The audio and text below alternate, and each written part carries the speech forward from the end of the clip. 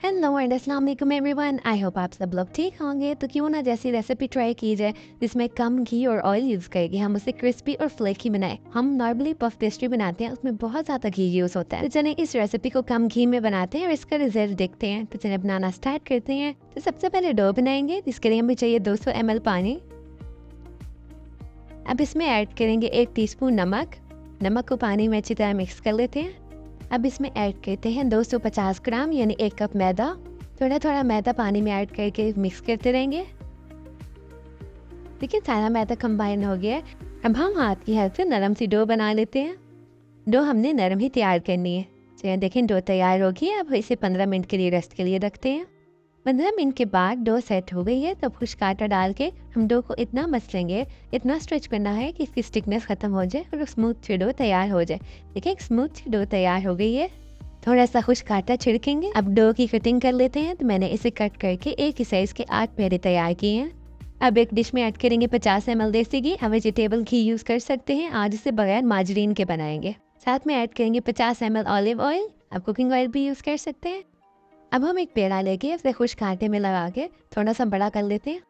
इस तरह थोड़ा सा बड़ा कर लेते हैं और ऑयल और घी का जो मिक्सचर बनाया था उसमें रखते जाएंगे। ये देखिए हमने इसमें पेड़ा रख लिया। अब स्पून की हेल्प से हम इस पे घी डालेंगे ताकि अच्छी तरह से घी में डिप हो जाए। देखिए मैंने सारे पेड़ों को घी में अच्छी तरह से डिप कर दिए। अब हम इसे कवर करके 1 घंटे के लिए रखेंगे ताकि ये अच्छी तरह से घी को एब्जॉर्ब कर ले। जब तक हम स्टफिंग तैयार कर लेते हैं। तो पैन में ऐड करें 3 टेबलस्पून ऑयल। ऑयल गर्म हो गया तब इसमें शामिल करेंगे 1 टेबलस्पून लहसुन का पेस्ट और इसकी खुशबू आने तक इसको फ्राई करते हैं। लहसुन फ्राई हो गया तब इसमें ऐड करेंगे 250 ग्राम बीफ का कीमा। अच्छा मैंने बीफ का कीमा यूज़ किया, आप चाहे तो चिकन का भी यूज़ कर सकते हैं। तकरीबन 3 से 4 मिनट हो गए कीमे को फ्राई करते हुए। अब इसमें ऐड करेंगे 1 टीस्पून नमक, भुना हुआ जीरा और भुना फुटा धनिया।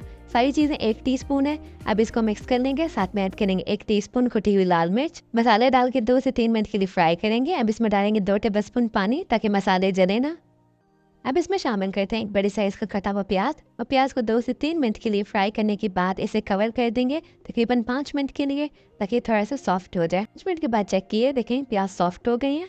बस एक बार चम्मच चलाएंगे। अब इसमें ऐड करेंगे 1 मीडियम साइज का कटा हुआ आलू।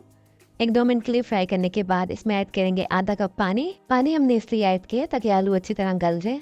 तो यहाँ पे मैंने लिए आधा कप मटर, वो भी इसमें शामिल करके और हल्की आंच पर हम इसको कवर करके तब तक के लिए पकाएंगे जब तक सारी चीज़ें अच्छी तरह गल जाएं। तो देखें सारी चीज़ें अच्छी तरह टेंडर हो गई हैं, पानी भी खुश्क हो गया है। 2 मिनट के लिए फ्राई करने के बाद अब इसमें शामिल करेंगे 2 tablespoon lemon juice, 1 tablespoon hot sauce. Flame हमने हाई कर लिया। अब 1 से 2 मिनट के लिए फ्राई करेंगे। अब इसमें शामिल करेंगे 1 टेबलस्पून कसूरी मेथी।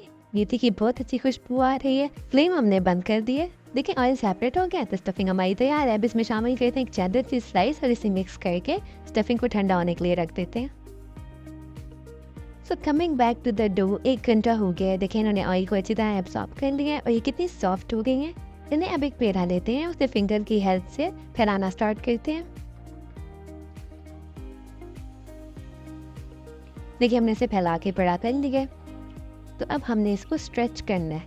ठीक है, जितना पतला आप इसको स्ट्रेच करेंगे उतना अच्छा ये बनेंगे। देखिए इस तरह से आपने उठाना है, उसे स्ट्रेच करते जाना है।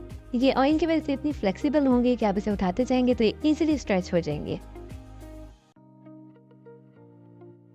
इस आपने इसे अपनी तरफ खींच के तो बड़ा कर लेना है। तो सारी रोटी को अपने इक्वल जो है ना फैला लेना है, कहीं से मोटी पतली नहीं होनी चाहिए।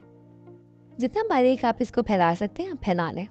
तो यहाँ पे देखिए मैंने कितना बारीक फैला के इसको बड़ा कर लिया। ऐड करेंगे 1/2 टेबलस्पून ऑयल और घी का मिक्सचर जो हमने तैयार किया था, जिसमें हमने इसे भिगो के रखा था। घी को अच्छी तरह रोटी पर फैला लेंगे। तो अब हम इसकी फोल्डिंग कर लेंगे, जैसे आपको वीडियो में नजर आ रहा है। बस इसी तरह हमने इसकी फोल्डिंग करनी है। पहले एक साइड से हम इसको फोल्ड करेंगे। अगर आपको लगे कि कहीं से किनारा मोटा है तो आप इसे फिंगर की हेल्प से पतला कर लें।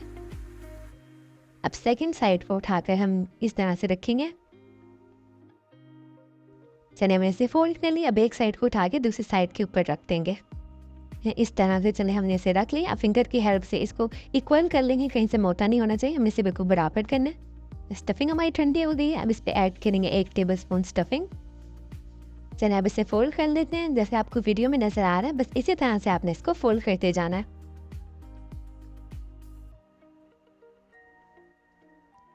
तो ये देखिए हमारी पैटी तैयार है।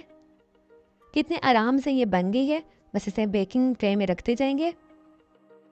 तो चलिए इसी तरह से हम बाकी सारी पैटीज भी तैयार कर लेते हैं। जैसे ऑयल और घी में रखने की वजह से डो इतनी फ्लेक्सिबल और इतनी सॉफ्ट हो गई है कि इजीली फोल्ड हो जाएगी। आप इसको जिस तरह फोल्ड करेंगे ये होती जाएगी। बस इसी तरह आपने ना इसको बना लेना।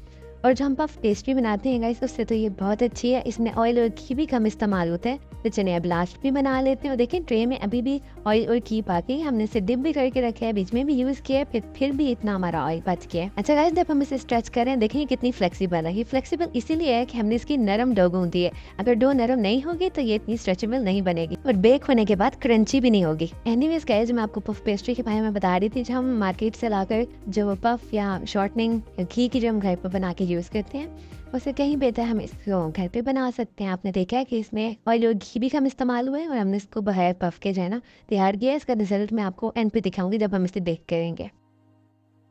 अच्छा गाइस आप चाहें तो इसके पेड़े छोटे भी कर सकते हैं। छोटे करने से ये होगा कि जो है वो पैटी छोटी बनेगी और इसकी लेयर्स कम बनेगी। बड़ा फैलाने से ये होगा कि इसकी फोल्डिंग ज़्यादा होगी तो लेयर्स भी ज़्यादा बनेंगे। चलिए बातों बातों में हमारी लास्ट पैटी भी तैयार हो गई है।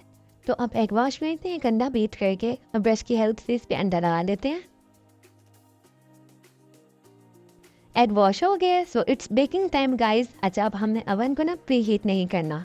अच्छा हम इसको 180 पे ना 30 से 35 मिनट के लिए बेक करेंगे। बाकी अवन पे भी डिपेंड करते हैं, जैसे ये नीचे से बेक होंगी हम ऊपर से कलर दे देंगे। और देखिए कितना अच्छा इसका कलर आया। बस अब हम इसको निकाल लेते हैं। सो अल्हम्दुलिल्लाह गाइस दैट हमारी तैयार है। कितनी अच्छे से बेक हुई है। आप इसका कलर देखें और इसकी शाइन देखें कितनी अच्छी लग रही है। तो फ्रेंड्स मेरी वीडियो अच्छी लगी है तो इसे लाइक और शेयर कर दें और मेरे चैनल को सब्सक्राइब करके बेल आइकन भी प्रेस कर लें। तो चलें गाइस इसे तोड़ के चेक करते हैं कि ये कैसी बनी है। तो ये देखें आपको इसके फ्लेक्स नजर आ रहे हैं गाइस, ये बहुत ज़्यादा गर्म है। और नीचे से इसका कलर देखें ये कितने अच्छे से बेक हो गई है। चलें अब इसे तोड़ते हैं और ये देखें आप इसकी लेयर्स देखें और कितनी क्रिस्पी और कितने मज़े की बनी है। और ये आप इसकी आवाज़ सुने।